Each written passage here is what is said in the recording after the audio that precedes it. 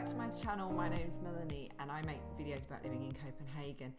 This is an update video about the COVID-19 situation in Denmark. A number of you who live outside of Europe and outside of Denmark have asked me what the situation is like here at the moment. So I thought that I would take a little bit of time this morning just to tell you a little bit about what the situation is here now. Now, as many of you will be aware if you've watched some of my other videos, and I'll just put a link, whichever side it is, up there about them. We came out of lockdown fairly quickly. We went into lockdown quickly and we came out with schools going back after Easter and everything else gradually opening up in a very planned and phased way. And we're now going into the very final phase here. And that means that nightclubs can open in August. But there's a lot more to talk about, and I made some notes in my book because I wanted to make sure that I was getting this all very factually correct for you. So I'm just going to grab my notepad over from here and basically talk you through what the current guidelines are. Now, like many countries in Europe, we are open to tourists from some of the countries in Europe and some outside of Europe. This makes me a little bit nervous because I see tourists coming in. We live quite near to the airport and we are doing very, very well here at the moment in Denmark in terms of our cases of COVID. But, you know, with people travelling, there's been a lot of Danes who've travelled to the countries where it's okay or where it was said it was okay. And things are very rapidly changing in that. I mean, we just saw this weekend that the UK decided with just like 5 hours notice or something that anybody returning from Spain, where they made these air corridors where people could travel quite safely, are now being told that they have to quarantine for 14 days. So it is constantly a rapidly changing situation with how everything is going. But this, on the date today is the 28th of July. This is where we are right now in Copenhagen and in Denmark. And if you look below, I will put all the links to some news articles so you can see what the situation is today when I'm writing this before things have moved on. Now, across the EU guidelines are at the moment that face masks must be compulsory on all flights. And that's for passengers over the age of 6. Now, here also in Denmark, we have just a few mask zones, if you like. One of them is the airport. So if you are travelling through the airport, not if you're coming off the train and getting onto the metro and just using it as a transport hub, you don't need to wear a mask. But if you're actually going into the airport properly, you have to wear masks. And they are available in vending machines just as you come off of the metro. They may be somewhere else in the airport as well. And I think it's 5 masks for 55 crowns, which is what more or less they're selling them for. They're disposable masks, selling them for in the pharmacy if people want them. Other mask guidelines, there is no mandatory requirement here to wear a mask. Now, follow the news, you might have seen the Danish Prime Minister Mette Frederiksen at, I think it was an EU summit, wearing a face mask. Now, she was doing that because of where she was visiting at that time and presumably what local requirements were there, and also just for safety because she was mixing with people from lots of different countries all around Europe, and it was, you know, just to show that she was being considerate to those around her. I assume that was the motivation. But as I say, it's not mandatory to wear a mask here in Denmark as yet. There is some research and some news stories going that you see that maybe they're paving the way that this may come in later in the autumn if we see, you know, like a second wave starting. But the only places that you are asked to wear masks here, as I said, if you're in the airport, if you're visiting relatives in care homes, because as we know, care homes were very, very badly hit across the countries of the world, you know, with COVID. So they're protecting the elderly and the vulnerable in that way.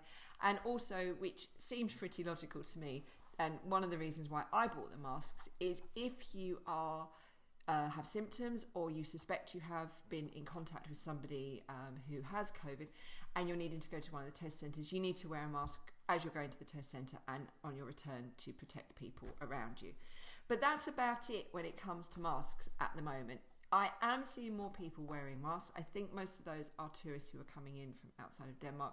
But of course, you know, everybody has, I think I said in one of my videos before, everybody has different sensitivities, people have different vulnerabilities as well, and people are choosing to wear them if they feel that that's something that they want to do.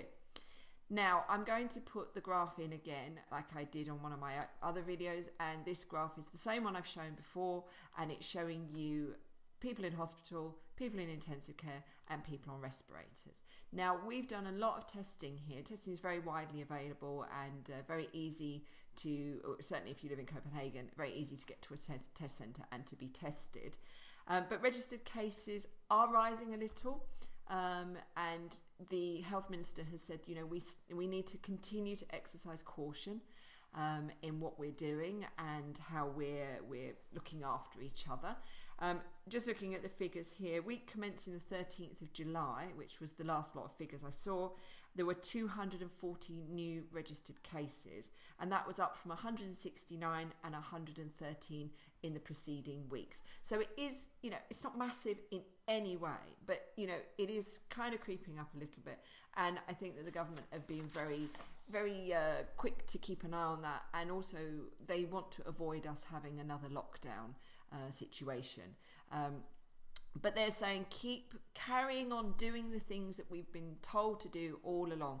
Wash your hands often, use hand sanitizer if you can't use soap, cough and sneeze into your elbow, avoid handshakes, cheek kisses and hugs with acquaintances when you see them. Keep your distance and be considerate to others. Now, they reduced the distance here to 1 metre in busier places, but we're still urging 2 metres everywhere else. And also, if you're in what would be considered a high risk situation, so care homes, hospitals, they're asking you to do that. Where there's heavy exhalation, so places where people are exercising or singing or shouting, then you have to be careful there. And also in lifts, because they're obviously quite enclosed space. So keeping your distance from people where you can is the best thing that you can do. And is the advice they're carrying on here. There is some reluctance for them to introduce masks, and I can understand why, because it does seem like things are going well here. We were in Tivoli yesterday, and they are asking people to wear masks on the rides, again with this exhalation thing. Rides where people scream, or they, the scary rides, the roller coasters, those sorts of things. The exciting rides, should I say, not scary. Not everyone thinks they're scary, just me, perhaps. But so those rides, they're asking people to wear face masks. They've also, you don't need to check in, like book an online queue system at the moment in Tivoli on all the rides, just some of the rides, but do check the app if you are going into Tivoli. But it was quite crowded yesterday, and I will confess that I didn't see a lot of social distancing, but I did see a lot of more people with masks on, possibly because they were handing them out for free on some of the rides. Just a quick comment about testing. You can get tested here pretty easily. There are places that you can go at the hospitals and also in tents outside nearby to the hospitals. But the other thing is you can get an antibody test. If you suspect that you had COVID at some point, you can go to the pharmacy and pay 300 crowns, and it takes, I think it's, you go in and it's done in 10 minutes or whatever, and they can test to see whether you have the antibodies or not. If you get the positive test saying that you do have the antibodies, then there's a process. They then send you for a proper clinical test to be done, rather than just one of these quick tests just to find out about the antibodies in there. And it also helps them add to the statistics that they have about who's had it, when they had it. So that's something worth considering. If you think you've had it and you were curious about it, then you can do that. Just a few words about track and trace apps. There is one here called Smittestop. You can read all their privacy terms, how it works, and make the decision yourself if you're living here or visiting, whether you want to put that app on your phone and have it running, because obviously it is constantly knowing where you are, because how it works is that if you have it activated and somebody else has it activated, if the two phones are close to each other for 15 minutes or more, and one of those people is registered as having contracted COVID, then you get a message telling you and what the next steps are, which are presumably to get tested. Now, I have it on my phone and I have been using it, but I think if you live here, you must make that decision yourself. But these track and trace apps only work if there are sufficient people using them. So if your argument is, it won't work because not enough people are using them, well, then you're making it not work by not using it. But if you have other privacy issues and things that you feel uncomfortable about, or your work have told you can't have it on there, then obviously you have to follow what you feel is right. But I just wanted to make you aware that this track and trace app is in existence here if you want to put that on your phone. So what are the other changes that we've had here? Well, as I said, everything had sort of opened up in phases. You can watch my previous videos to see all those phases.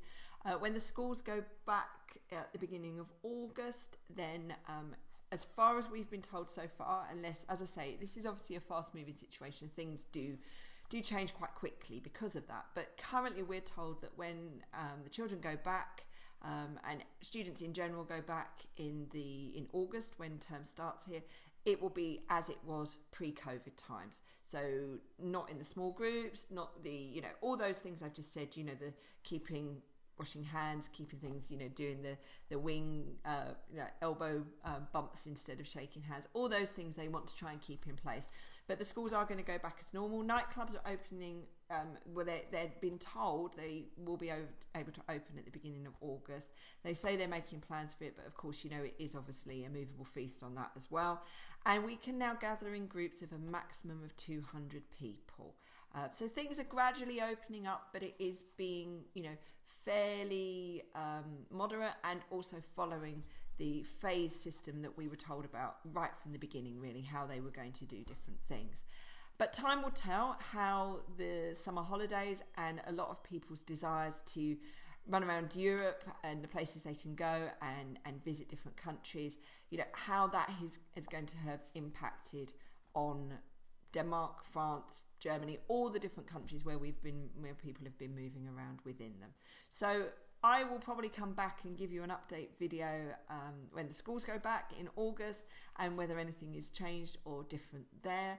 But the last thing I wanted to say, and if you've watched my previous video about our visit to the Freelands Museum, if you are in Denmark and you want to go to some museums, you want to go to the aquarium, the Blue Planet Aquarium, the zoo, I think almost all the museums, they are currently 50% off entry to those attractions to boost the cultural sector and the arts and all that kind of stuff. Really making sure that people can get out there and enjoy what's available. And there are many other things that you can take advantage of at the moment where they're trying to boost the economy here, and particularly the sort of the creative sector as well. So do check out that video. It's a bit of fun on there as well. And until next time, bye for now.